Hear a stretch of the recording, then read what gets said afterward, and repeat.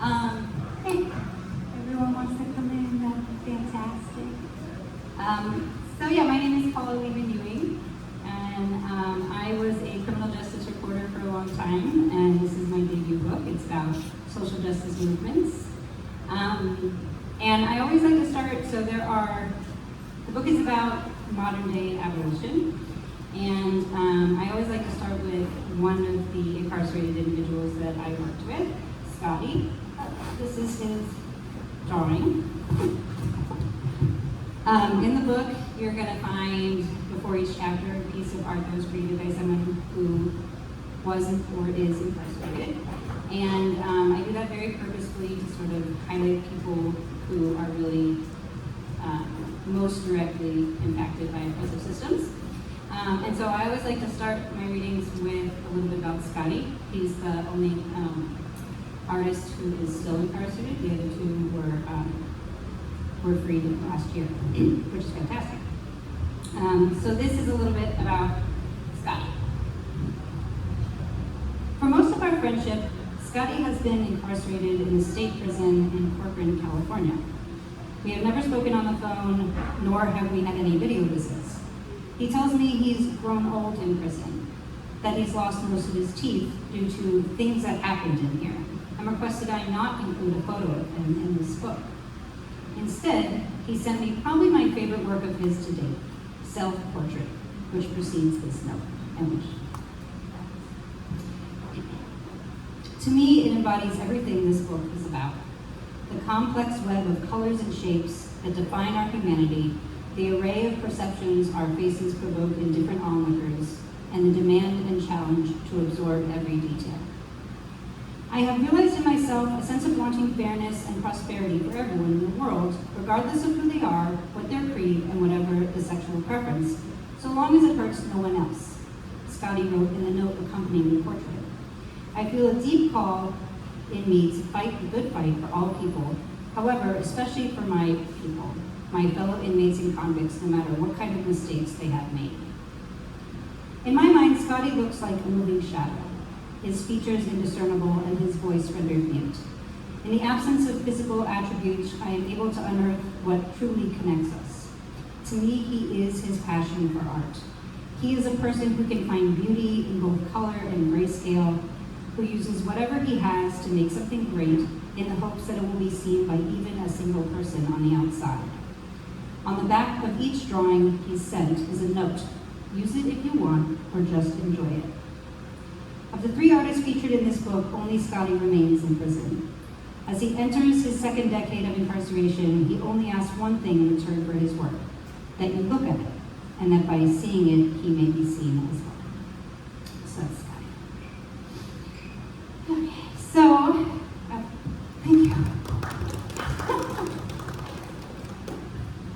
Actually, I'm more nervous than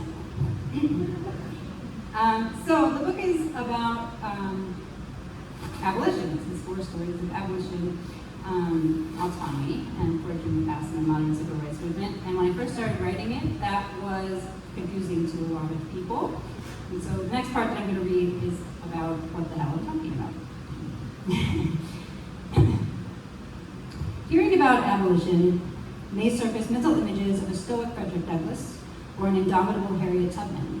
But members of today's civil rights movement talk about abolition with the same modern currency as they do social media and pop culture. So why do some people think of abolition as a historical movement and others as a modern one? Simply, some people think slavery is part of the past and others think it is part of our present. Today, more Black people are under correctional control, either in jail or prison or under supervision by parole or probation departments, than were enslaved in the 1800s. Prison labor, in the manner of its predecessor convict leasing, generates $11 billion a year in goods and services, with workers making between 13 cents and 52 cents an hour. And despite a cacophony of voices calling for strengthening democracy, 6 million Americans, overwhelmingly non-white citizens, were denied a political voice in the 2020 general election due to disenfranchisement laws and modern-day poll taxes. For all these reasons, plus the ongoing violence against Black people, few individuals who examine modern criminal, economic, and political systems believe America has reconciled with its antebellum past. It's a hard argument to deny when a legal exemption for slavery, as noted before, still exists in the country's foundational legal document. Abolition, the act of abolishing a system, practice, or institution, is a loaded word. We've been ingrained with the belief that our society cannot exist in the absence of certain systems, particularly those concerning law enforcement and punishment. But systems like the American carceral one are unique in their fervor. In 2021, the US incarcerated its citizens at a rate of 664 per 100,000 people. For comparison, in that same year, Russia had a rate of 329 per 100,000, Norway had a rate of 54, and Japan had a rate of 38. The space for exploring alternatives to incarceration is vast, with plenty of examples from developed countries with similar economies and social problems. For some reason, we just can't shake the need to prescribe segregation as our sole purveyor of retribution. Locking someone away doesn't bring us comfort.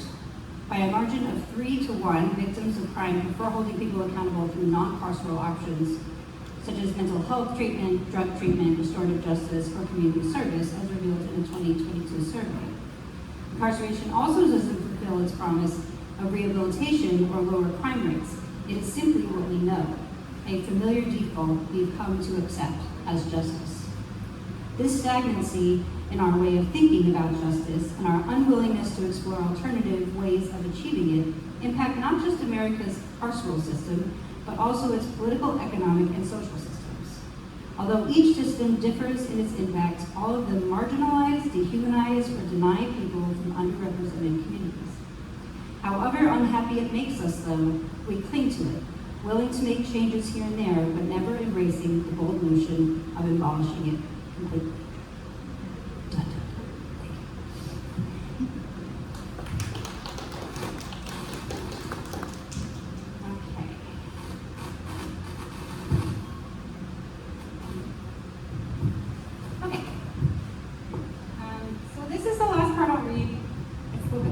So hang in there, guys. But this is from the end of the book, and in case you couldn't tell from that last part, really what I want people to take away from the book is the ability to think differently and to think beyond the norm and status quo, and realizing that that can be scary and that it can be dangerous or threatening, but that it's at least worth the mental practice of doing so.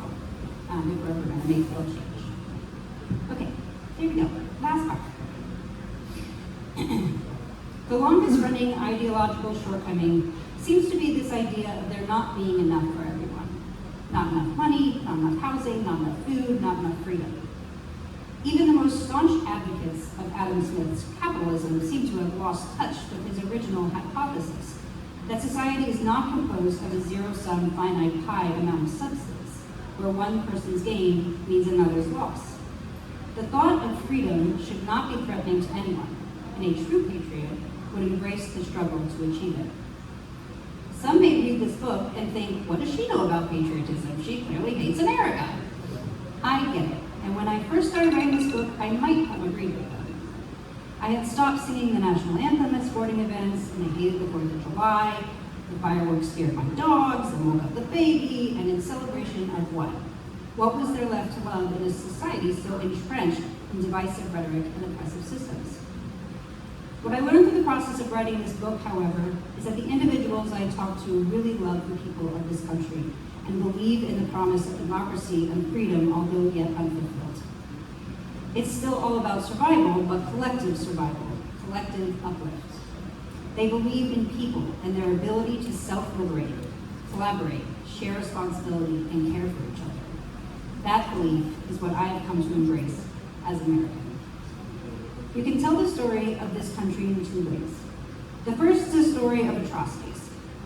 That story begins with the genocide of the people who called this land home long before it was discovered by Europeans, climaxes with the kidnapping and enslavement of Africans, and culminates with 2,000 black men and women killed by police in a 5-year span.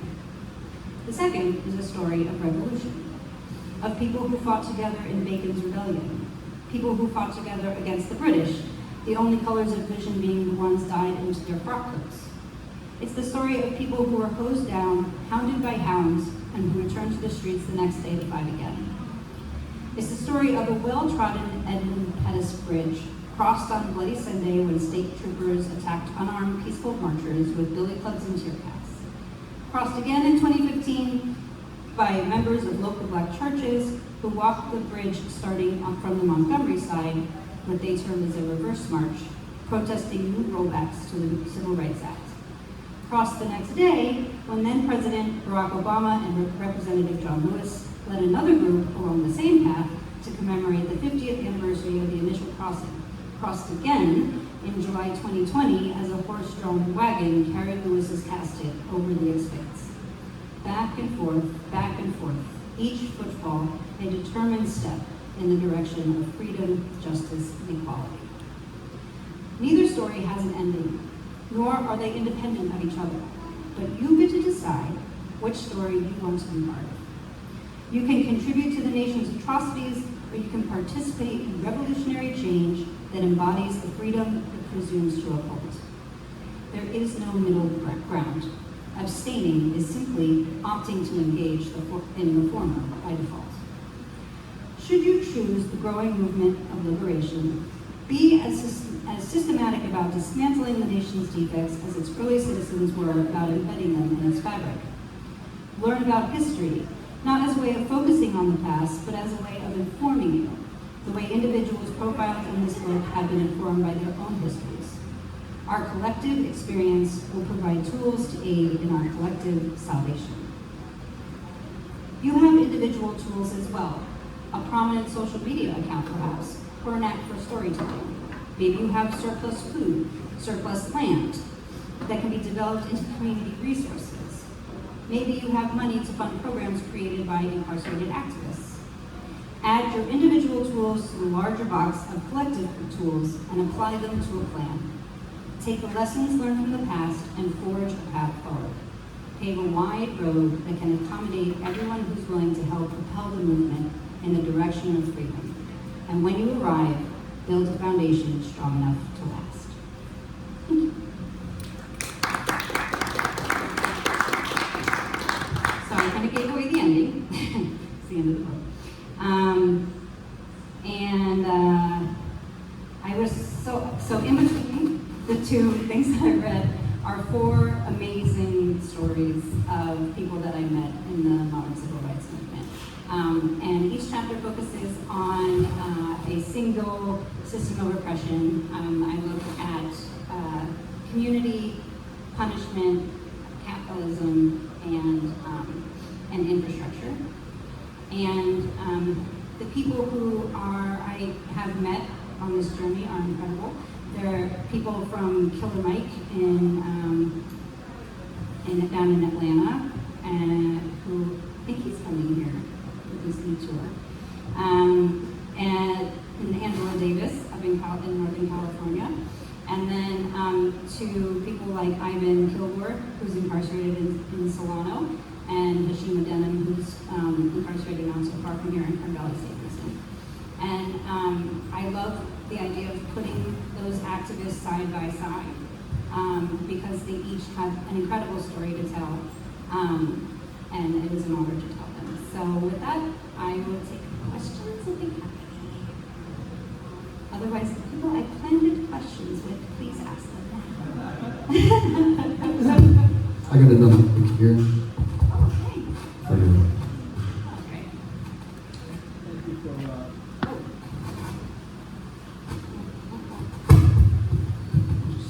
Don't go so. It's okay. I'm very passionate, very moving reading. How and why did you come upon this to get started? What that's about? Thank you for asking that question. The question was, how did I get started? So I, like I said, I was a criminal justice reporter, and it seems to be a trend among people who stare the system in the face that it's hard to remain unbiased. So you have Scott Budnick, did the Hangover movies, and then he started volunteering in prison, and then he stopped making movies altogether, started a nonprofit, and then his next movie was Just Mercy, which I'm not sure if you've seen it. It's a fabulous film, but not funny. And so it seems to be anyone who looks the system in the face tends to get more involved, and that's what happened to me. I jumped briefly into politics, which was a gigantic mistake. Sorry, I'm so sorry. I ended up going, I worked for Jason Boudin, the former EA of San Francisco. And then I jumped across the game for a nonprofit grassroots organization in Oakland. And I started working there a week before. Everyone can hear me, right? Okay, I started working a week before Shelter in Place. So it was an interesting time. And then that summer we had Taylor, we had Floyd,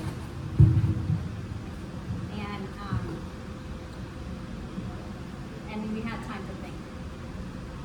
Because we were trapped and stuff. And so some of us started talking about ways to move differently. For a couple of reasons. First, the members of the grassroots organization that I work for were all formerly incarcerated. So they had compromised immune systems after years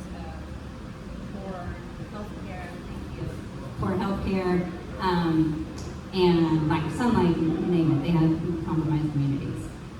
Hi, Arnold.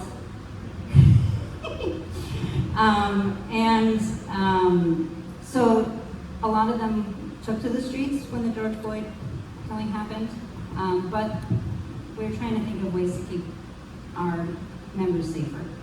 The other thing was that we were noticing that everyone was protesting the same things that we've been protesting since the civil rights movement in the 1960s and 1970s. Disenfranchisement, police brutality, inequality. So some people started thinking about ways to move differently so that we could exact change differently.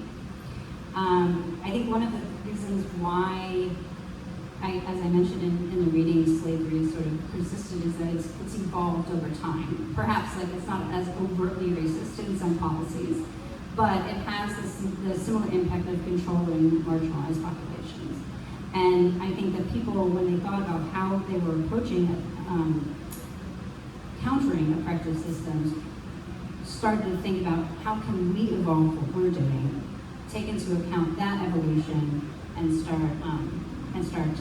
moving differently and exact real change that is lasting, rather than playing catch up. And I found those conversations to be really interesting. And I don't know if you can tell, but I am white. And so I know that my role in this was to be an amplifier. For that organization I created a newspaper. And I never had a byline myself, and I used incarcerated writers and incarcerated activists and formerly incarcerated writers. And I profiled people who were in prison, and I profiled formerly incarcerated people. And I've always wanted to be a storyteller, and I just wanted to tell those stories because it's a real shame that we walk away so much talent and beauty, and the stories aren't being told. It's a very long answer. Yes. How do you differentiate social movement from people that commit crimes? Because you're profiling people that are in jail, and obviously they're convicted. Were they convicted for falsely convicted? Were they convicted for rightly? I mean, I'm just trying to understand how you chose 3 individuals. I'm talking about social justice, and were they guilty of a crime, or were they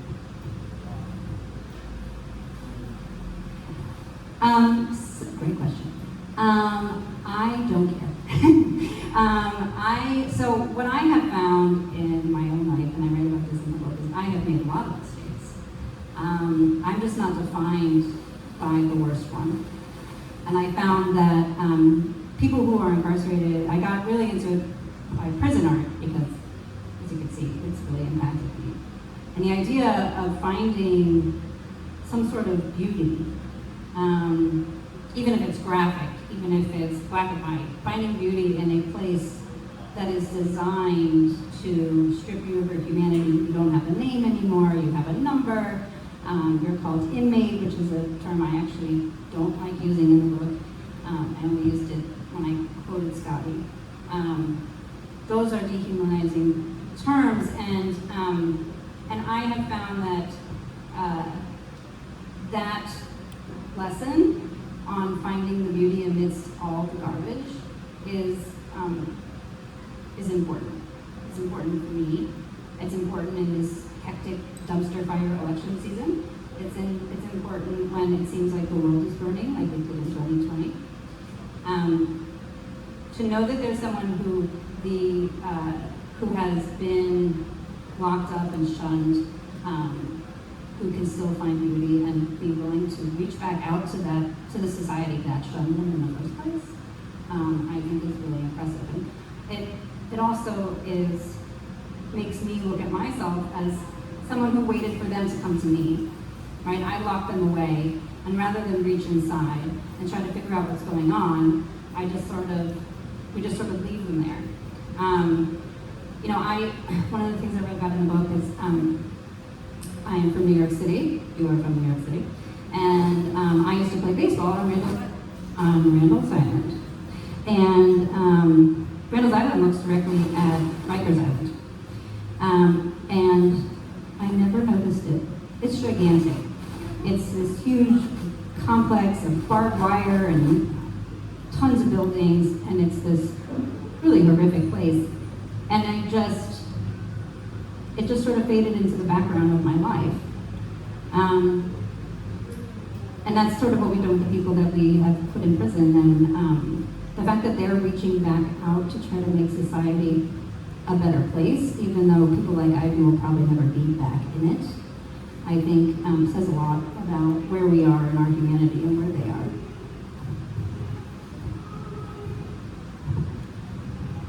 I have two questions. Firstly, do you see any commonality with police brutality in the Palestine movement right now versus police brutality with the Black Lives Matter movement? And then number two, I forgot my second question. That's good. The first one's pretty loaded, so I'll take it one at a time.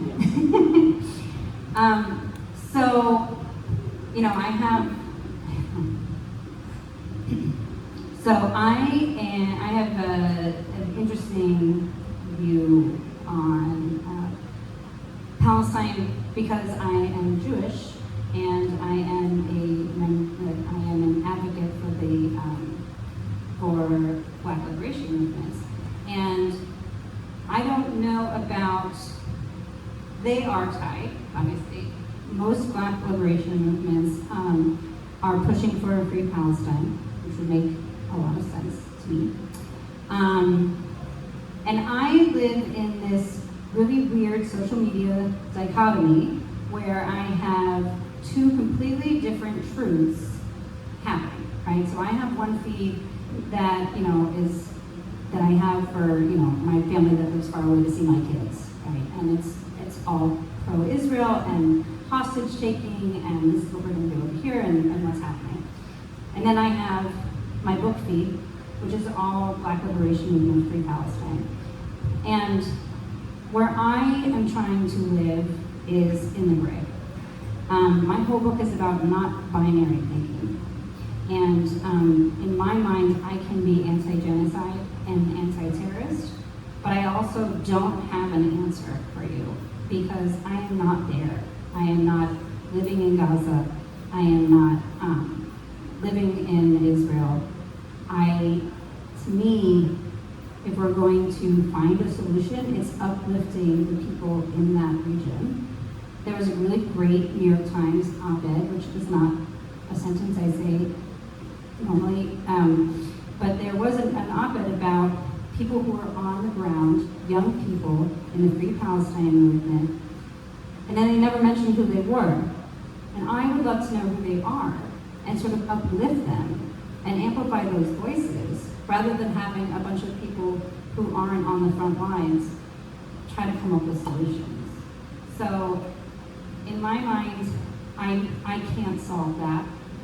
In my mind, they are intertwined.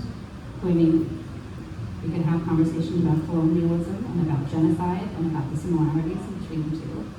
We can talk about a crossover between the training, and that is also another big thing. But I am not in a position to figure it out. I'm in a position to listen. I know that when October 7th first happened, the first thing is I called up my friends at Critical Resistance, because they put out a very lengthy Free Palestine statement, and I needed to understand it. And so I did, I just asked questions. And so I think the best thing I can do, and this is not necessarily the best thing everyone can do, but the best thing I can do is to remain curious and ask questions and not think in binary terms, because I don't know how else to hear a solution that's so far out of my grasp. Did that answer your question? Did you have another? No, that's all. Okay. You said that your book is about looking at the non-binary. So could you talk a little bit more about that? Sure. So I think I'm gonna try not to get way too close. It's probably too late for that. So I don't like thinking in binary terms. I think that we are prone to it. I think it simplifies things, and I think it's sold to us as a way of solving certain problems. So people who are in prison are bad. People who are not are good. People, you're either red or you're blue, right? Conservative or you're liberal. You are, Free Palestine or Zionist.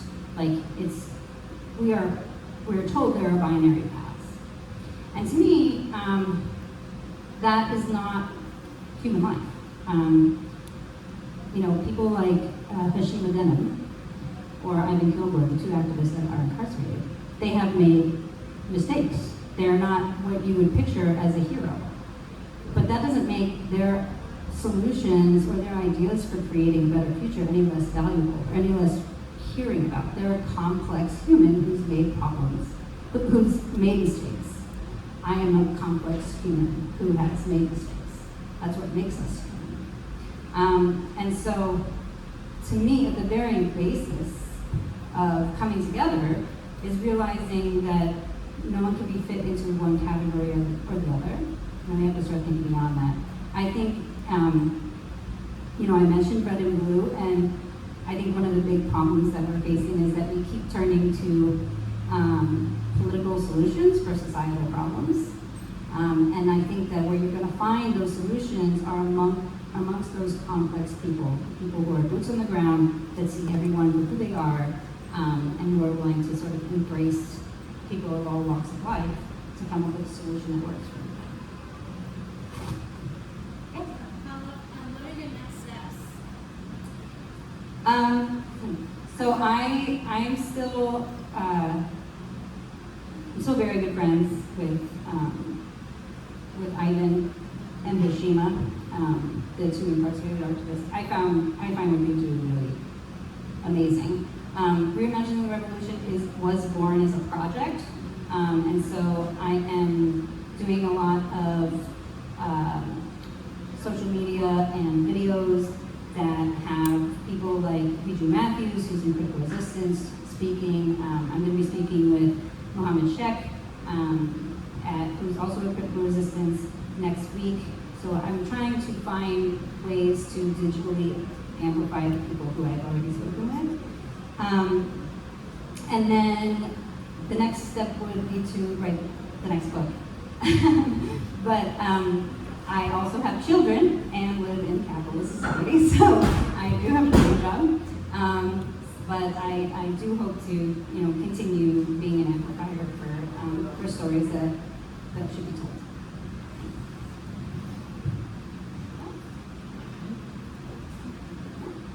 Right? Oh, yes. Congratulations on the book.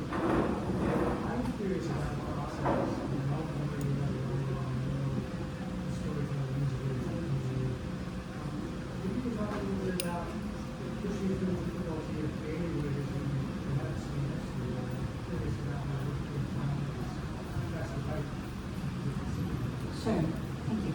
So yeah, like I said, I was a journalist. I was used to these, short, digestible articles. And when they sent me the proof of this, like the little advanced reading copy, I was like, where's the rest of the book? Because I felt like I had written this encyclopedia.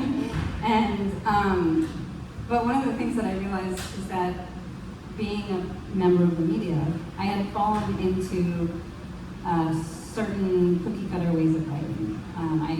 You sort of embrace the publication that you work for, and then their style and their narrative. Publications have style guides that you follow. And somewhere along the way, I forgot how to tell a story. And so I started telling stories, and I, when you read the book, I say it's about social justice movements, but my favorite part of the book is that it's about people. So you're going to learn a lot about Woods Irving, who is with critical resistance. You're going to learn a lot about Ivan, and a lot about Hashima, and a lot about Hashima's fiance, Bree. You're going to learn about Mike and about Angela Davis, because it's really the story of who they are that sort of qualifies them. They have been closest to the dragon. They see the chink in the armor, and that life experience is really important to the narrative. But I think more like in terms of the writing process, it was such a joy to just start to write about people.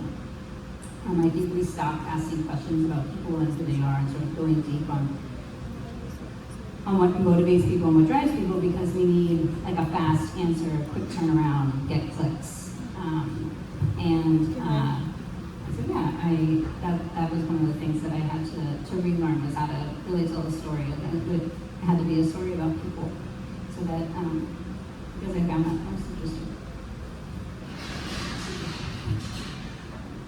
Yeah, I'm gonna sign some books. So if you'd like one, I'll be over there. Thank you. Paula Lehman-Ewing, everybody. So if you'd like to grab a book and have it signed, Paula's going to be joining us at the counter in the back, signing every book